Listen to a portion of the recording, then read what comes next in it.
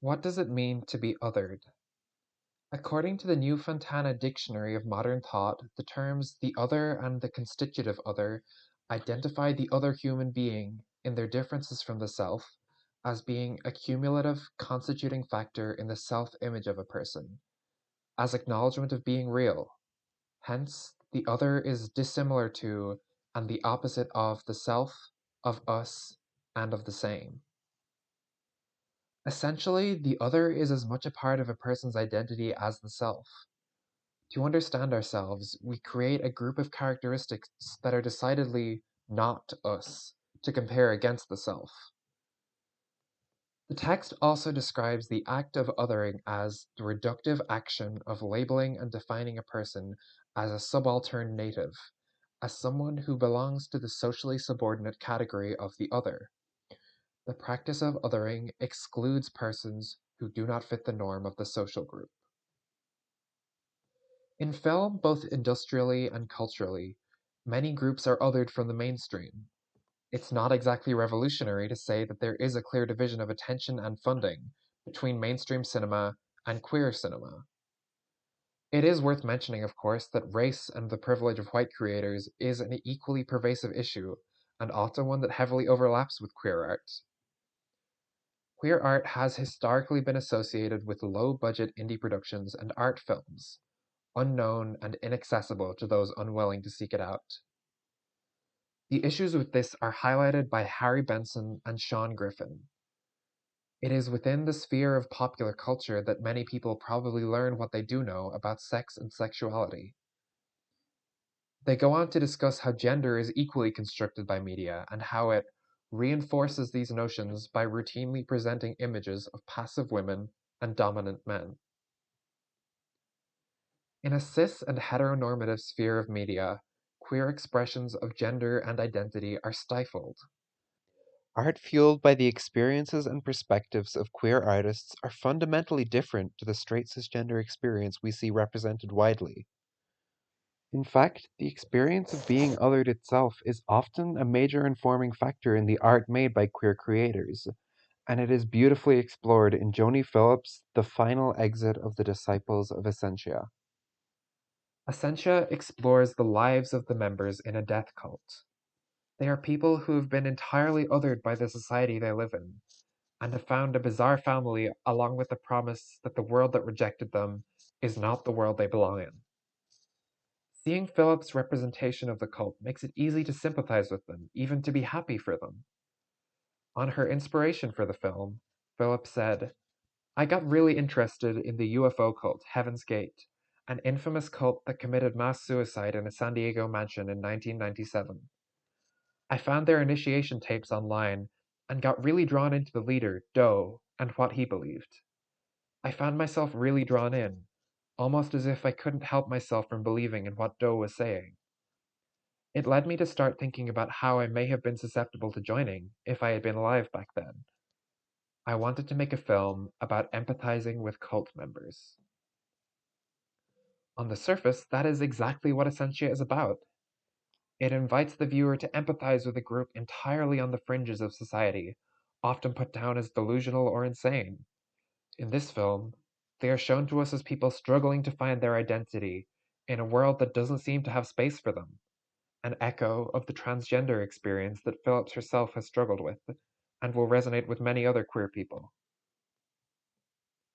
Ailish Wood argues that the animated cinema is under-examined from a queer perspective, that animation techniques abstract and exaggerate gesture, movement, and looking, and via a stylization of these elements can create a potential site for queering. Thus, the rejection of mainstream aesthetics by Essentia is an important part of its status as a queer film, and Phillips pushes these techniques to a wild degree. It is animated traditionally, via a combination of registered cutouts, where the frames are cut out but still attached to the peg bar, and full stop-motion cutouts. It makes no effort to conceal the process of its animation, with the peg bar itself being visible in some shots. The character performance is wildly exaggerated, with constant morphs and distortions off-model. It almost seems to spit in the face of what is traditionally considered beautiful animation, disregarding line quality, volumes, subtlety, and any number of other principles. Every frame is colored with gouache, boiling heavily and creating a messy, unclean feeling. It is completely raw and carries no pretenses. It's art that embraces its own identity without fear of being othered. The extreme exaggeration helps heighten the often restrained emotional moments of the film, too. In a high point, one member, Mira, confronts the protagonist Solis with the idea that the disciples are a death cult, and that Ascensia plans to kill all of them. The contrast between the long takes on Mira's troubled face and the rapid pose changing of Solis shows a boundary between them. Mira understands the cold reality of the world they are occupying, while Solis is still high on the joy of acceptance. What follows is an emotionally charged breaking of that boundary. Solis is forced to face the idea that her having been othered is not escaped so easily as absconding to an alien planet. Their abandonment of the cult that accepted them is an ironic twist on the othering they have experienced in their pasts, and the pained close-up look on Ascensia's face as they run is one of genuine sadness. Ascensia herself is portrayed as sympathetically as any other character. The promise that she is given as Gale at the start of the film is the same that she gives to her followers, that everything will be okay, there is a loving home for them somewhere, and that the world that they don't feel like they fit into is not where they belong. The end of the film shows the disciples finally ascending, their mission having been real all along. The paradise that greets them is not all they had expected it to be, however. A desolate landscape unfamiliar to them, but a sense of isolation they know all too well. We are treated to cold vignettes of the characters being embraced by the mothers, as Solis and Mira are resigned to a cage in punishment for their desertion. One of the members asks Solis, Is this place even any different? What do you mean? Like, it all feels exactly the same as back home. I can barely tell the difference. If I had known it was going to be like this, I wouldn't have even tried. the heart of the film's tragedy lies in this image. A lifetime spent trying to find a home for nothing.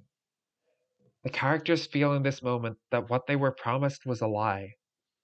Phillips identified as non-binary for several years before identifying as trans, and I feel as though there is a relevant, powerful feeling conveyed through this and one other image. Shortly after, Ascensia finds the mothers prostrating themselves before a strange creature and praying to it. She laughs at the absurdity at first, before realizing that the beings she has followed as deities are followers of something else. As she removes her helmet, we see the gray hair of a woman who has aged many years since her time as Gale, years devoted to a life she too now feels was for nothing. Coming to terms with your identity as a queer or trans person can feel like a massive hurdle, and one that often a largely heteronormative culture does not prepare young LGBT people for. And when that bridge is finally crossed, we are forced to face the reality that this is just one tiny aspect of the life we live and the identity we have as a whole. Phillips has abstracted this feeling into images that speak volumes to a pain she has experienced along with so many others. And it is a pain I personally have not seen expressed through any mainstream film before. I think the opposite to the feeling of being othered is finding a home, something every character in Essentia strives for throughout the film. Mira sings to Solis at the end, "Is it right that we should be alone in an aching that we share?" This film about being othered shows those experiencing those feelings that they are not alone, and that maybe sharing and aching with others can be a sort of home in itself. This message to an othered audience is invaluable, and it's one that's uniquely powerful coming from a queer experience. The final exit of the Disciples of Essentia is a tragically beautiful expression of queer art in one of the most unique visual styles and artistic voices I have ever come across in animation or live action.